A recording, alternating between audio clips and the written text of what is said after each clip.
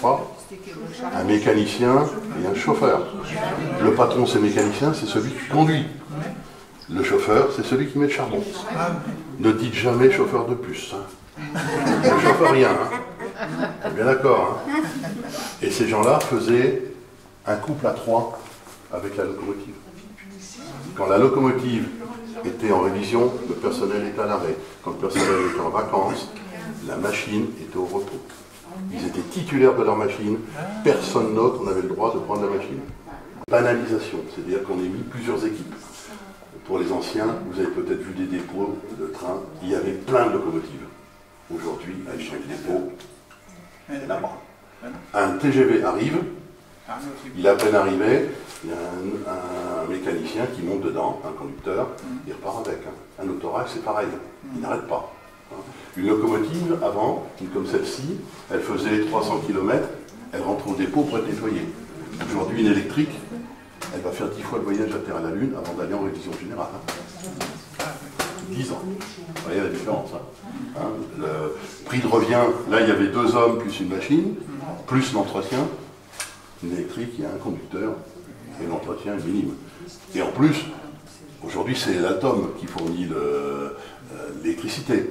Mais à l'époque de la vapeur, il fallait du charbon de très bonne qualité.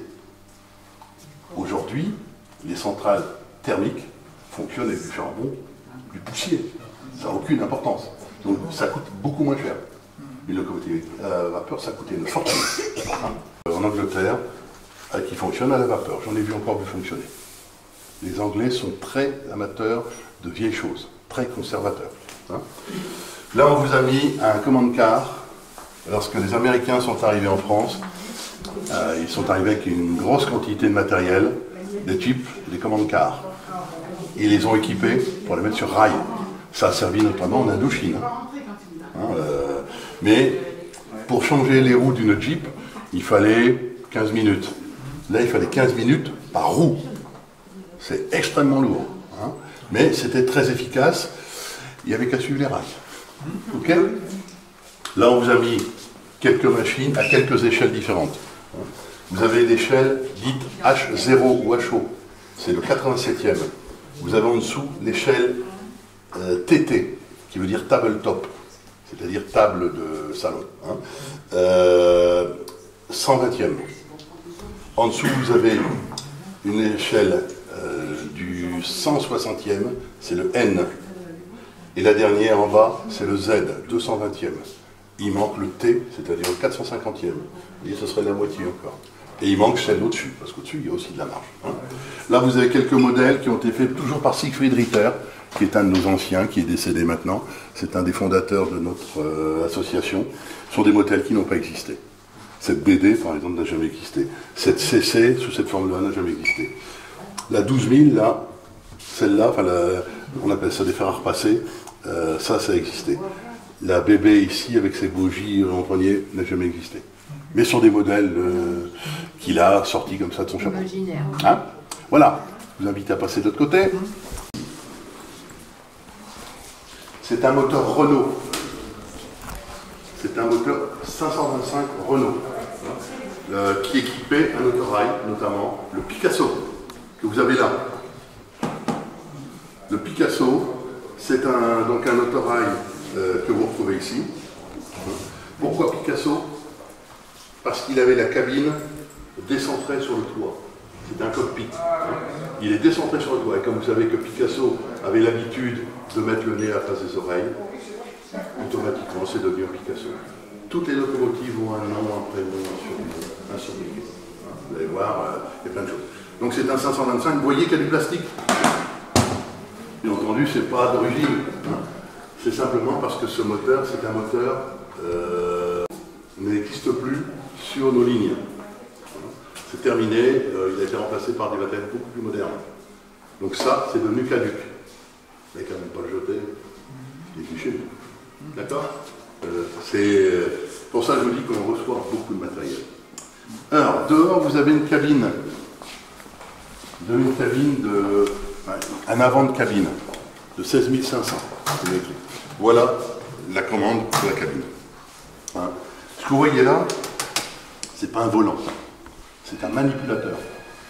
Ne faites pas comme un journaliste qui un jour a annoncé dans la Voix du Nord « Accident, évité de justesse sur un passage à niveau » grâce au réflexe du conducteur.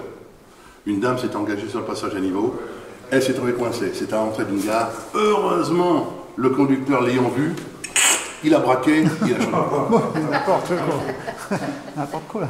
Eh oui, le gars, il ne sait pas ce que c'est qu'un train. Ça sert à passer de vitesse. Vous passez l'écran, comme si vous appuyez sur la pédale d'accélération. Vous passez l'écran et la corde va revenir pour revenir dans le sens. En dessous, vous remarquez ça. C'est bête, hein. C'est le dispositif de l'homme mort. On appelle ça le VACMA. Quand vous montez dans un train, le conducteur est seul dans sa cabine. Il peut lui arriver n'importe quoi. Un malaise, il peut mourir. S'il meurt, et qu'il n'y a pas de dispositif, les 800 personnes qui sont derrière, elles vont à la mort. Bien, pour éviter ça, il y a cette pédale à main, on appelle ça, c'est manuel, on appelle ça une pédale quand même. Il peut avoir une pédale au pied ou au genou. Et tous les X secondes, les 30 secondes, il y a un petit signal. Ping, ping, et il réagit. S'il ne réagit pas, il y a une sirène. Il ne réagit pas dans les 5 secondes, le train s'arrête. Tout de suite. C'est arrêt absolu, immédiatement arrêt d'urgence. C'est comme si vous aviez appuyé sur un gros bouton poussoir, le train s'arrête. Dans les TGV, il y a des boutons poussoirs. Vous appuyez dessus, le train s'arrête tout de suite.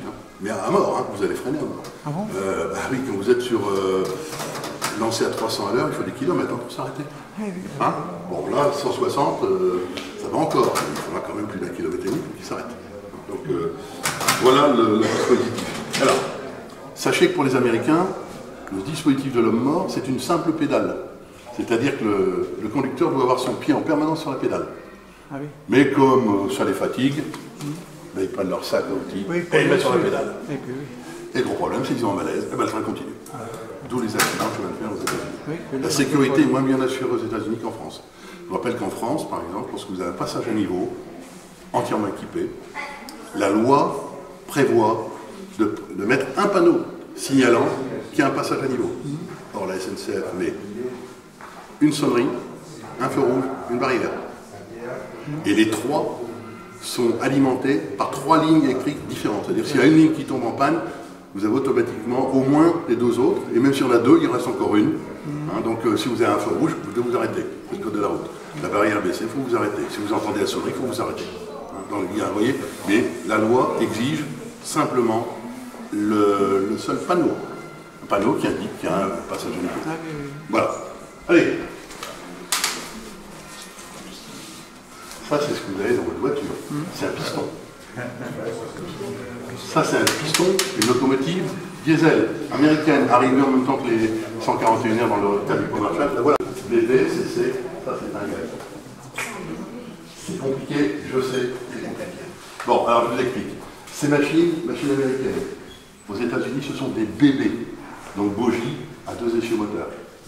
Seulement, elles sont très lourdes.